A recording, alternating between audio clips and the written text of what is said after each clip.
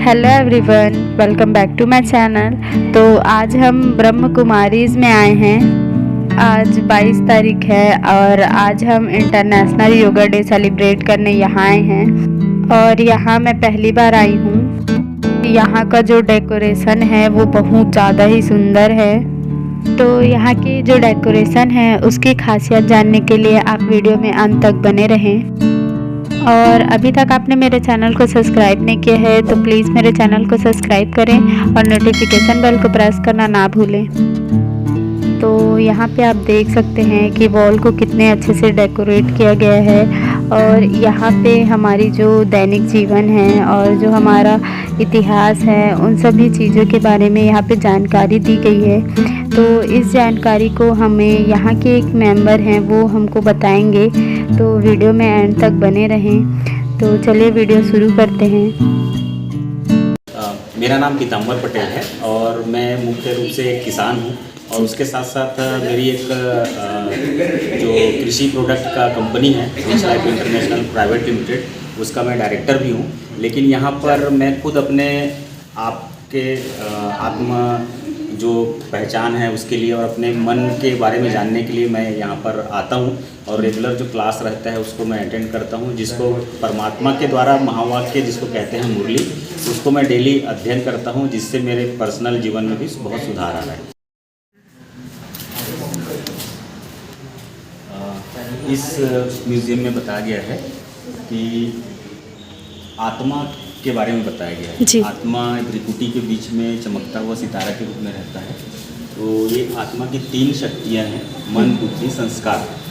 और जैसे ये पूरा शरीर है, शरीर एक हड्डी मांस का पुतला है और इसमें जब आत्मा प्रवेश करती है तो ये जीव आत्मा बन जाता है। जैसे मान लीजिए सांप एक शरीर है और उसमें जो मणि रहती है वो आत्मा है। उस तरह से जैसे सीप है तो सीप को शरीर मान लें, लेकिन सीप के अंदर जो मोती है वो आत्मा।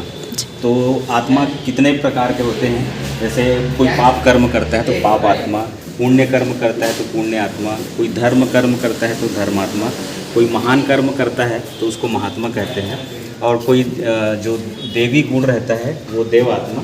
और वैसे ही ये जो शरीर है वो 5 कर्म इंद्रियों में है और आत्मा ये 5 कर्म इंद्रियों को कंट्रोल करता है। तो आइए देखते हैं, ये तो सारे आत्मा का हो गया, आगे देखते हैं परमात्मा का। आइए बात जानते हैं परमात्मा के बारे में। उसके पहले हम ये जो 3 लोक हैं, ये जो 3 लोक है, ये जो मनुष्य साकार लोक कहते हैं, इसके ऊपर में सूक्ष्म लोक और सूक्ष्म लोक के ऊपर में परलोक। तो परलोक में आत्मा और परमात्मा का निवास स्थान होता है। और परमात्मा के बारे में वो भी एक आत्मा की तरह ही ज्योति बिंदु स्वरूप है, पॉइंट ऑफ लाइट।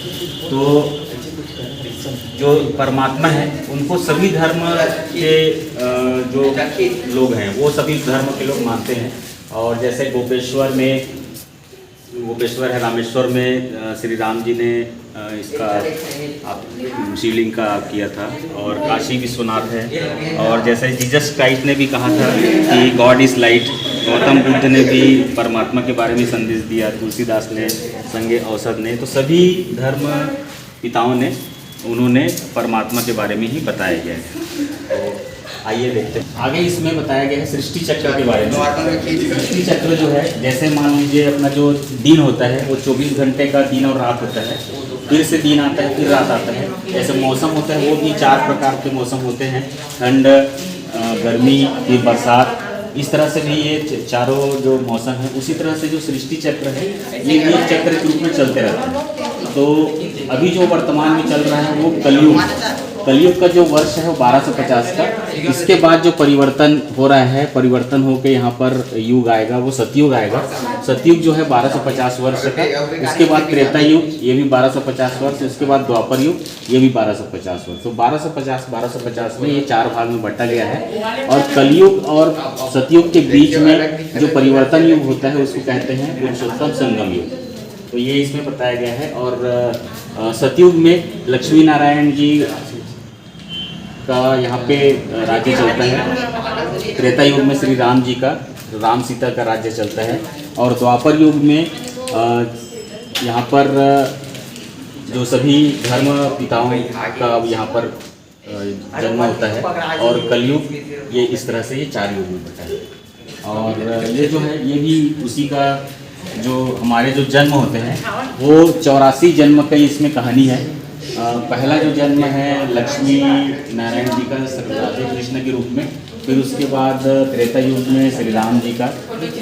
तो यहाँ पर जो 8 जन्म लक्ष्मी नारायण, यहाँ पर कृष्ण और राधे का 8 जन्म, उसके बाद 12 जन्म श्री राम और सीता जी का, फिर उसके बाद यहाँ पर जो कलाएं हैं वो कम होती जाती हैं, और पहले 16 कला संपूर्ण होता है, उसके बाद 14 कला, और द्वापर युग में आते आते हो जाता है 8 कला, और यहाँ पर एक मनुष्य का 21 जन्म बताते हैं।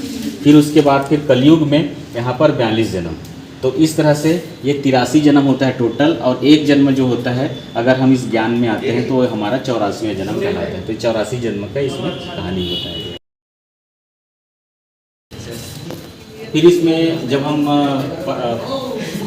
आत्मा समझकर परमात्मा को याद करते हैं तो उसको बोलते हैं राजयोग। तो राजयोग से जो 8 प्रकार की शक्तियाँ हमें प्राप्त होती हैं वो इस तरह से है। सहन करने की शक्ति इसमें प्राप्त होती है, समाने की शक्ति, परखने की शक्ति, निर्णय करने की शक्ति, सामना करने की शक्ति, सहयोग करने की शक्ति, और विस्तार को संकीर्ण करने की शक्ति और समेटने की शक्ति।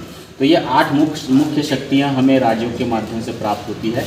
और ये राजयोग की अवस्थाएं हैं। इसमें मन एकाग्र होता है, मनन होता है, अंतर्मुक्ता मन के अंदर जाते हैं, आत्मा अनुभूति होती है। और जैसे जिस प्रकार से आज योग दिवस है तो हठ योग जैसे होता है, प्राणायाम होता है, और ये होता है शरीर के लिए, उसी तरह से जो राजयोग होता है वो होता है मन के लिए, आत्मा के लिए। तो जैसे देखते हैं कि जो विद्युत चुंबकी का जो करंट होता है वो पावर सप्लाई से होता है, और जो सुनने की शक्ति है ये इस तरह से मिलन माध्यम विचार शक्ति है। तो इस तरह से सारी शक्तियों के बारे में इसमें बताया गया है। और श्रेष्ठ कर्म का आधार है श्रेष्ठ संकल्प, मतलब श्रेष्ठ विचार, और जैसा बीज बोएंगे वैसा फल पाएंगे, ये कर्म का सिद्धांत है। तो इसमें कर्म के सिद्धांत के बारे में बताया गया है। अच्छा कर्म फल का फल अच्छा होता है, और बुरे कर्म का फल जो वो है बुरा होता है। तो इसमें कर्म का सिद्धांत बताया गया है।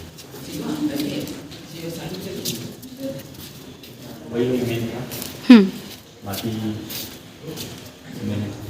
सतयुग में इस तरह से इसी धरती पर ही स्वर्ग होता है, और सतयुग में इस तरह से लक्ष्मी नारायण जी और पूरे देवी देवताओं का इसमें राज्य चलता है, ये उसमें बताया गया है। एक मिनट।